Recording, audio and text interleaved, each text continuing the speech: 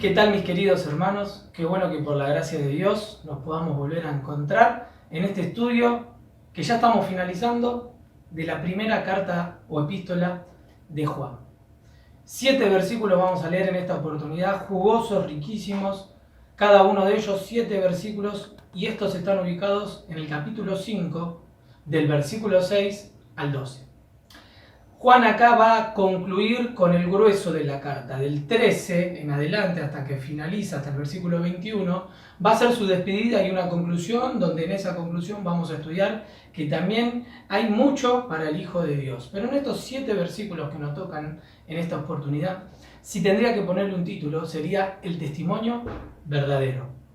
El testimonio verdadero. Empresas de publicidad, de marketing o distintas empresas han encontrado en la publicidad y la forma testimonial de exponer o de tratar de vender un producto. Encontraron esta forma de que si un famoso o una persona de renombre sale con ese producto terminará siendo más vendido, recobrará más popularidad o les dejará más ganancia. ¿Por qué? Porque el testimonio de que esa persona lo utiliza o habla de que ese producto o artículo le hizo bien y fue de beneficio para él, esto ha provocado un vuelco en la publicidad. Tal vez en Argentina, desde el llame ya, de acá en adelante, vemos este tipo de publicidades, la publicidad testimonial. Bueno, ¿por qué traigo este ejemplo? Porque la palabra testimonio en estos 7 versículos la vamos a leer 10 veces. 9 veces va a ser la palabra testimonio literal y una la palabra testificar. Esta palabra en el griego aparece más de 120 veces. 47 veces aparece en el Nuevo Testamento, en 1 Juan. Y en este capítulo, y en estos 7 versículos nada más, ya aparece 10 veces. Por eso, sin duda, cuando una palabra se repite, como lo vamos estudiando, hay que prestarle atención. Y en estos 7 versículos es el testimonio. Lo leemos, 1 Juan, capítulo 5, del 6 al 12. Este es Jesucristo que vino mediante agua y sangre. No mediante agua solamente, sino mediante agua y sangre. Y el Espíritu es el que da testimonio, porque el Espíritu es la verdad. Porque 3 son los que dan testimonio en el cielo: el Padre, el Verbo y el Espíritu Santo. Y estos 3 son uno. Y 3 son los que dan testimonio en la tierra: el Espíritu, el agua y la sangre. Y estos 3 concuerdan. Si recibimos el testimonio de los hombres, mayor es el testimonio de Dios, porque este es el testimonio que Dios ha testificado acerca de su Hijo. El que cree en el Hijo de Dios tiene el testimonio en sí mismo. El que no cree a Dios le ha hecho mentiroso, porque no ha creído en el testimonio que Dios ha dado acerca de su Hijo. Y este es el testimonio, que Dios nos ha dado vida eterna y esta vida está en su Hijo. El que tiene al Hijo tiene la vida. El que no tiene al Hijo de Dios no tiene la vida. Hasta acá con la lectura de la palabra de Dios. Como decíamos, 7 jugosos versículos para analizar cada uno de ellos. El pasaje anterior que hemos leído, ¿sí? Del capítulo 5, del 1 al 5, es la fe que vence al mundo. Y nos describe a los vencedores. ¿Quiénes son aquellos vencedores? Los de que depositan su fe. Pero en estos pasajes que hemos leído, acá confirma que Jesús es el Cristo en quien debemos depositar nuestra fe.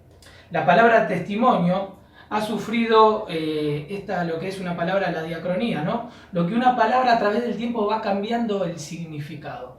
La palabra testimonio, por lo menos hay 3. La más conocida, la que nosotros conocemos en el griego, es mártir, ¿no? Esta palabra, perdón, me olvidaba decir esto.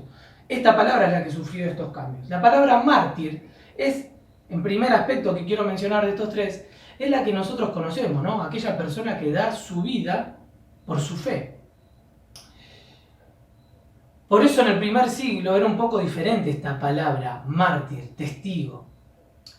Ahora, la palabra testimonio, testificar,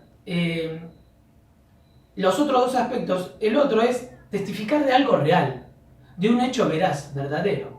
Y el último aspecto es ser testigo de hechos que fueron reales. Juan nos viene hablando del poder transformador del Evangelio en toda la carta, pero ahora nos lleva un paso más. ¿Cuál es ese paso más? Que aquellas personas vencedoras son las que depositan su fe en Cristo. Por eso empieza diciendo, este es Cristo. Del capítulo 5, del 1 al 5, nos habla de esa fe que vence al mundo. Y acá nos dice dónde tiene que estar depositada. Y quiero, antes de analizar versículo por versículo, hacer esta introducción, de decir esto. Tiene que estar depositada nuestra fe en el Cristo, el Hijo de Dios. Si vos no crees en el Cristo de la Biblia, que dice que es el Cristo, no te sirve de nada esa fe. Muchos hablan hoy en día de Jesús como el profeta, el filósofo, hasta el primer comunista, del ejemplo a seguir, y algunos hablan de Jesús hasta del histórico, haciendo una diferencia entre el Jesús histórico y el espiritual.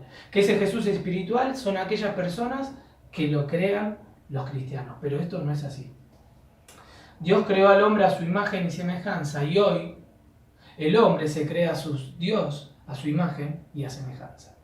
Por eso en esta época de la posverdad, del relativismo, cada uno se crea un Dios a su imagen y semejanza.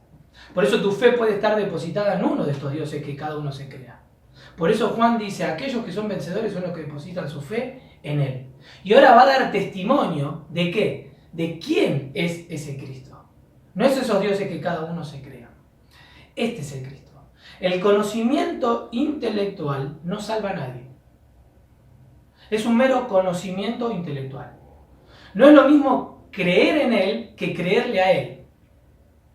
Yo creo que hay un presidente en la Casa Rosada. Lo creo. Pero no le creo al presidente que está en la Casa Rosada. ¿Ves la diferencia que hay de creer en Él y creerle a Él? Esto no es lo mismo.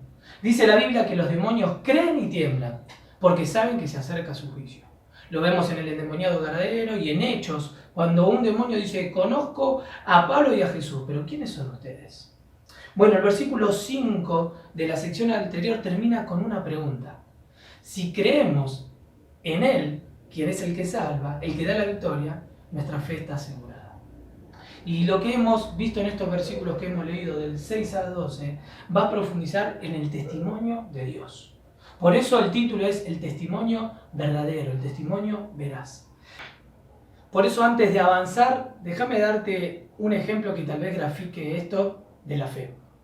En un incendio, en una casa, en dos ventanas, dos personas. Una persona que tenía mucha fe y otra persona que tenía poca fe. Esta persona que tiene mucha fe de repente ve una ancianita que pasa por ahí, por el piso, y la empieza a analizar. Analizándola dice, bueno, yo me tiro, mirá los brazos que tiene, mirá la juventud que tiene, ella me va a poder agarrar. Imagínate el desenlace si esa persona que tiene mucha fe se tira arriba de esa anciana. Ahora, la segunda persona que tenía poca fe empieza a analizar también la cuestión, pero a dudar. O mejor dicho, de dudar a repreguntarse, ¿me podrán salvar los bomberos? ¿Tendrán experiencia? ¿Me podrá aguantar la colchoneta? Bueno, imagínate que el desenlace que después de tanto repreguntarse y analizar se termina tirando. Esta persona que tiene poca fe y termina siendo salva. Mirá el desenlace de los dos. Una persona que tiene mucha fe, pero que deposita su fe en el lugar incorrecto. Pero una persona que tiene poca fe, pero la deposita en el lugar correcto. Esto es lo que nos termina hablando en el capítulo 5, en el versículo del 1 al 5. Somos vencedores cuando depositamos esta fe en Él. Y solo en Él. Por eso la pregunta antes de arrancar, ¿crees que Jesús es el Cristo? ¿Dios hecho carne? ¿Dios visitándonos, viviendo una vida perfecta y que murió en la cruz y resucitó para darnos vida? Ese es el Cristo, Jesús el Cristo que habla en la Biblia. ¿Y por qué digo Jesús el Cristo? Porque lo que vamos a empezar a leer sigue dándole Juan cachetadas intelectuales desde el pensamiento de la apologética contra los gnósticos, contra los docetistas, que separaban el Jesús del Cristo. Por eso, en primer lugar, el primer punto, vamos a ver la gracia en lo testificado. Y esto lo vamos a ver en el versículo 6. La gracia en lo testificado. Dice, este es Jesucristo, que vino mediante agua y sangre. Cada vez que veo y vemos la palabra el Cristo que vino, es gracia. El Dios descendiendo a los hombres, hablando nuestro lenguaje, viviendo como nosotros, para ser el medio para que nosotros podamos ser salvos. Por eso la gracia de los testificados. Y por eso dice, este es Jesucristo, que vino mediante agua y sangre. Ahora, esta frase mediante agua y sangre se repite, pero no tanto como la palabra testimonio, pero sí aparece en esta oportunidad 3 veces. Agua y sangre. Ahora, sabemos lo que es agua y sabemos lo que es sangre. El tema, o lo que nos parece misterioso o extraño, es referido a Jesucristo. Este Jesucristo que vino mediante agua y sangre, a su vida. Bueno, quiero decirte que los teólogos, los comentaristas, algunos dicen que este es el verso más difícil de toda la carta de Juan. El que lea, el que le toque la próxima sección, también se va a encontrar con uno de ellos cuando hable del pecado de la muerte, ¿no? Pero estos teólogos dicen que este es el más controversial de la carta de Juan. De hecho, muchos dicen que es hasta el de la Biblia. Pero nos ha tocado, y analizándolo, y por eso es bueno entender el contexto de todo lo que hemos visto, por qué escribe Juan y a quién él escribe, y para qué escribe. Hay 3 interpretaciones, déjamelas mencionar, que se escuchan de este pasaje. Las más fuertes, ¿no? Porque hay varias más. Pero siguiendo la hipótesis de San Agustín o de Agustín de Hipona, dice que agua y sangre hace alusión a lo que salió al costado del Señor Jesús cuando ese centurión clava la lanza y dice que salió sangre, agua y sangre. ¿Sí? Ahora, Juan la cita al revés, cita sangre y agua, que ya cuando no hubo tanta sangre, salió agua. También mediante la sangre, como que el agua por sí sola fuera incompleta, y necesita la sangre. Por eso dice también mediante la sangre, como que el agua fue incompleto. Por eso esta hipótesis no termina o no cierra. Otros han relacionado con los sacramentos, las ordenanzas, bautismos y cena del Señor. ¿Qué significa mediante agua y sangre que Cristo? Bueno, los sacramentos, dijeron. Agua y sangre. En este contexto se refiere al testimonio de la vida de Jesucristo. No se nos habla en la cena como fuera sangre. Sí se nos dice que la cena es la mesa del Señor, la cena del Señor. Sí, del pan y de la copa, pero no nos habla que la cena es la sangre. Por lo cual, esta hipótesis, esta argumentación, también no se puede sostener. Y la tercera es la que la mayoría de los teólogos, y uno de ellos Tertuliano, que escribe, uno de los padres de la Iglesia, la relacionan con el ministerio del Señor Jesucristo, su inicio y su final, y con la presencia del Señor. La opinión de Lutero y de Calvino, entre otros, de que Juan se refiere aquí a los sacramentos del bautismo y de la cena del Señor, es insostenible, pues Juan se está refiriendo a un hecho pasado, no a una ordenanza que se repite. Y la opinión de Agustín de Hipona y de otros antiguos comentaristas de que Juan se refiere a la sangre y al agua que salieron del costado de Cristo, ya muerto, esto lo encontramos en Juan 19:34, tampoco tiene fundamento. A pesar de las referencias que se hallan en muchas versiones, pues no fue Cristo quien pasó por esa sangre y esa agua. Nótese la inversión del orden que leímos, ¿no? Que aparece sangre y agua.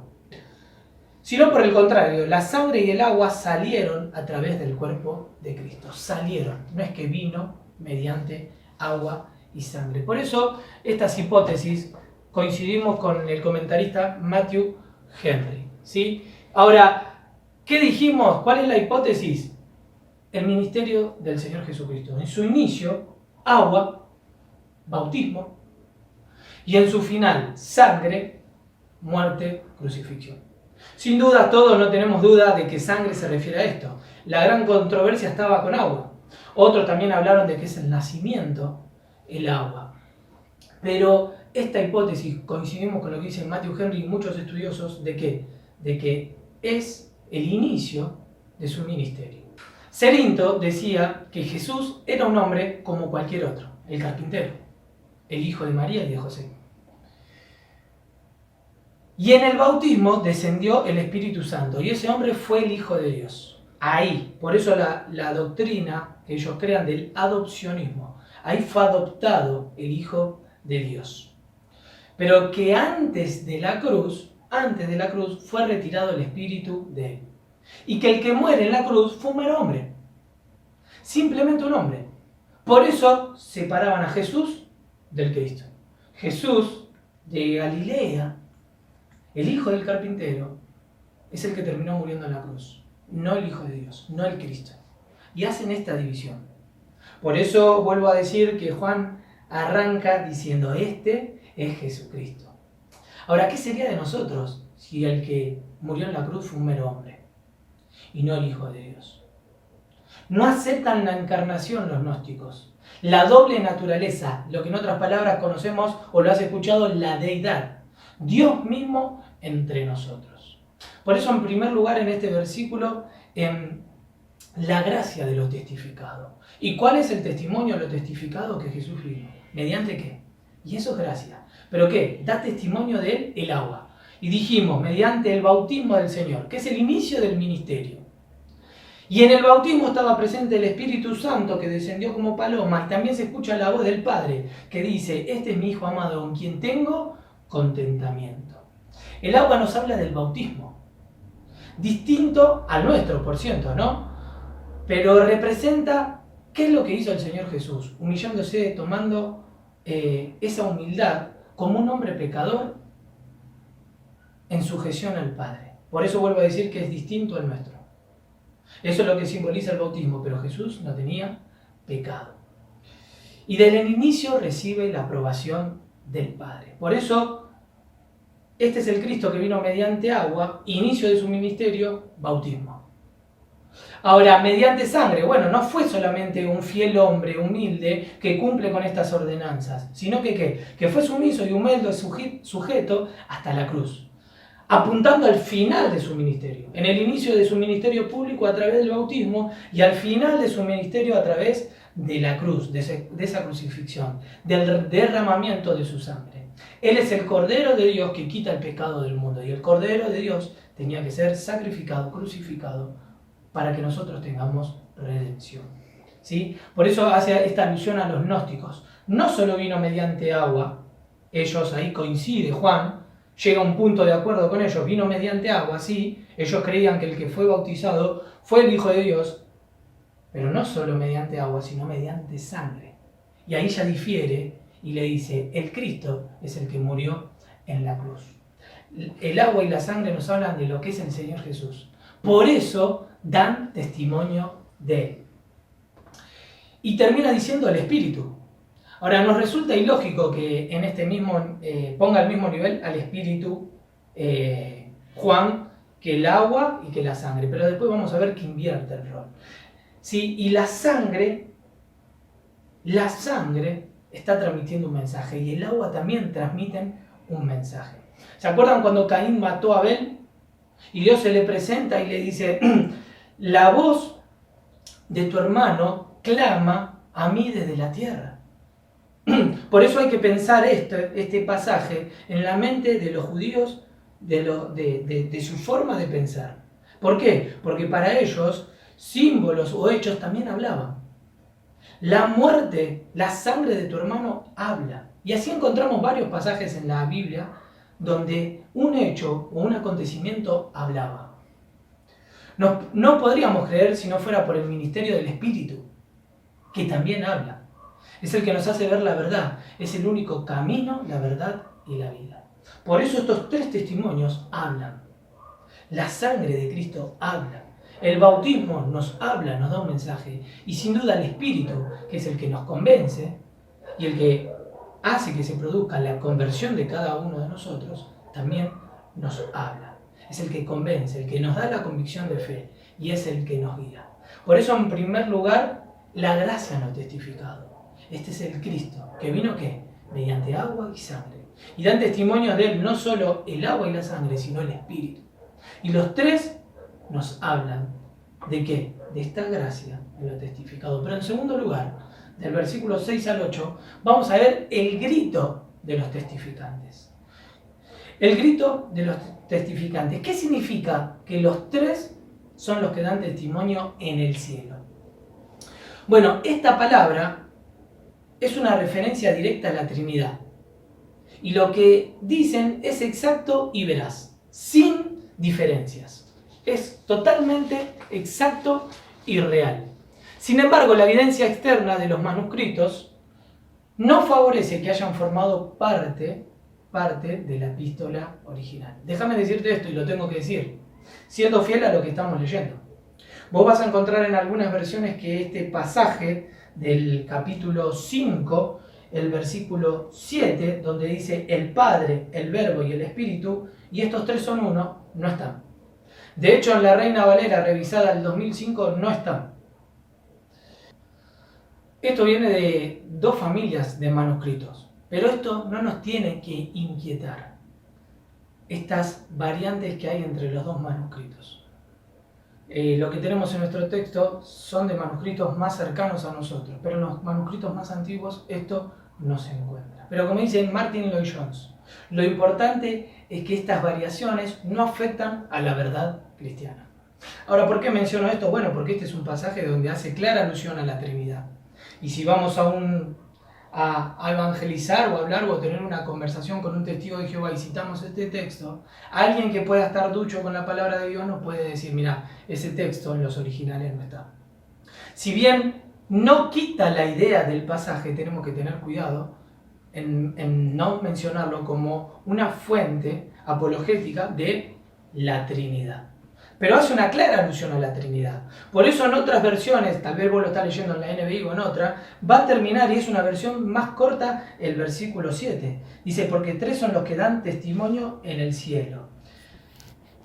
Y estos tres concuerdan. De hecho, te voy a leer, tengo acá el interlineal griego de Francisco Lacueva. Te lo voy a leer. Pues tres son los que testifican, el espíritu y el agua y la sangre. Y los tres de acuerdo están.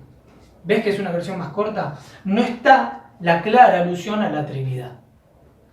Por eso, este pasaje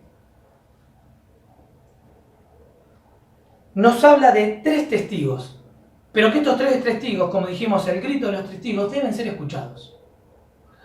Sacando ya lo que mencionamos para ser fiel a lo que estamos leyendo y que lo sepamos, sacando ese paréntesis que, como decíamos y como decía Martin Lloyd-Jones, no quita ni saca nada. En el Antiguo Testamento no se podía hacer un juicio de uno contra otro, una persona contra otro. En Deuteronomio 19 dice que era prohibido un juicio de una persona contra otra. Se necesitaban por lo menos 2 o 3 testigos. Por eso en los evangelios, cuando habla ahí del perdón, también es llamar a 2 o 3 testigos. Ahora, acá las evidencias de que Jesús es el Cristo nos gritan estos 3 testigos. Juan nos dice, escuchad lo que Dios tiene que decir respecto al Hijo. Son los 3 que hablan y que concuerdan. Los gnósticos otra vez entre la pared, que aceptaban el bautismo pero negaban la crucifixión del Hijo de Dios. Y Juan dice, si los 3 testigos son verdaderos, es cierto el bautismo como la cruz. Murió y resucitó y esto es verdad. Los 3 testigos, pero lo está diciendo el Padre. Por eso, en tercer lugar, la garantía del testimonio. ¿Cuál es la garantía del testimonio? Bueno, mayor es el testimonio de Dios, dice. Dice el versículo 9 y 10, si recibimos testimonio de los hombres, o sea, si creemos los testimonios de los hombres, en un juicio, en los testimonios, cualquier tipo de testimonio que clarifique lo que está pasando, es tomado en cuenta. Por eso acá Juan dice, si lo recibimos el testimonio de los hombres, mayor es el testimonio de Dios, porque este es el testimonio con que Dios ha testificado acerca de su Hijo. Es un juicio, es un testigo, mejor dicho, que el mismo Padre está diciendo. El Señor dice, Juan da testimonio de mí. Juan da testimonio de mí, en un pasaje en el Nuevo Testamento. Juan da testimonio de mí, Juan el Bautista da testimonio de mí. Pero él dice, pero hay uno mayor y hay uno más importante, que es el Padre que habla de mí. Ahora, los hombres prefieren seguir en la oscuridad porque no siguen el testimonio del Padre, antes de escuchar a Dios, que es la verdad. Por eso dice en el versículo 10, el que cree en el Hijo de Dios tiene el testimonio en sí mismo. El que no cree a Dios le ha hecho mentiroso, porque no ha creído en el testimonio que Dios ha dado acerca de su Hijo. Y no es que Dios sea mentiroso, sino que nosotros, al no creer en el testimonio, nos volvemos y creemos esas mentiras. Ahora, ¿por qué no creo? Yo me hacía esta pregunta, ¿por qué no creo? Muchos dicen, si no hubiera un milagro, Bueno, mirá, los judíos vieron milagros. De hecho, vieron a Lázaro resucitado. ¿Y sabés qué quisieron hacer? Lo quisieron matar a él y terminaron crucificando al Señor Jesús. Por eso, ante esta pregunta, ante tal testimonio, ante la garantía del testimonio, que es el mismo Padre que está hablando, nosotros seguimos andando en la oscuridad. Pero decimos, bueno, si vieron un milagro, mirá, los judíos vieron milagro y no hicieron nada. El Señor tuvo que ser crucificado. Hizo muchos milagros. Ahora diríamos otros, bueno, si Dios me hablara desde el cielo, creería. Mirá, si hoy Dios hablara desde el cielo, muchos dirían que es otra persona, un extraterrestre tal vez. Ahora algunos dirán, bueno, si me convencen desde la filosofía, podría llegar a creer. Mirá, Pablo era un erudito. Pablo era un erudito de aquel tiempo y no muchos siguieron sus verdades, que era la verdad del Cristo, y no creyeron en él. Por eso, si no crees, es porque no escuchás el testimonio que es el verdadero, que es el del Padre.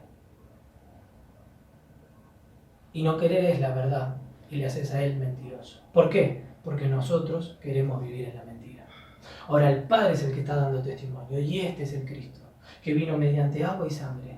Fue obediente en el bautismo, pero fue obediente en la cruz. Y el Espíritu da testimonio. Pero ahora está hablando el Padre, dando testimonio de lo que pasó. Por eso la garantía, ¿cuál es la garantía? Que es el mismo Dios. Pero en último lugar, la grandeza del testimonio. ¿Cuál es la grandeza del testimonio? Mirá lo que dice el versículo 11 y 12. Y este es el testimonio, que Dios nos ha dado vida eterna, y esta vida está en su Hijo. El que tiene al Hijo tiene la vida. El que no tiene al Hijo de Dios no tiene la vida. ¿Cuál es la grandeza del testimonio? Que la vida está en su Hijo. A veces cuando nosotros decimos y confiamos y tenemos esa convicción de la vida eterna, nos pueden tildar de orgullosos, de agrandados. Pero nuestra convicción, nuestra confianza está que la vida está en el Hijo. Y si el Hijo está en nosotros, la vida eterna está en nosotros. No hay salvación fuera de Él. Esta es la grandeza del testimonio. ¿Que qué? Que en ningún otro hay salvación.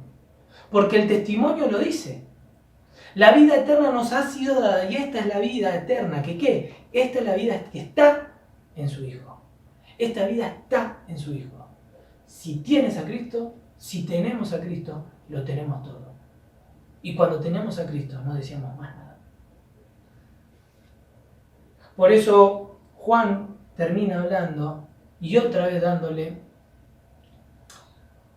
un sentido, respondiendo a esta controversia de los gnósticos. ¿Que qué? Que decían que Cristo no estaba con Jesús en la cruz. Lo abandonó y separan las naturalezas. Por eso Juan dice que tenemos que confesar con fe en Cristo que vino mediante agua y sangre. Y que si confiamos y depositamos nuestra fe en Él, tenemos la vida eterna. ¿Por qué? Porque la vida está en el Hijo. Termino preguntando, la vida eterna que está en el Hijo, ese Hijo, ¿lo tenés vos? ¿Está en vos? ¿Tenés esa seguridad de la salvación?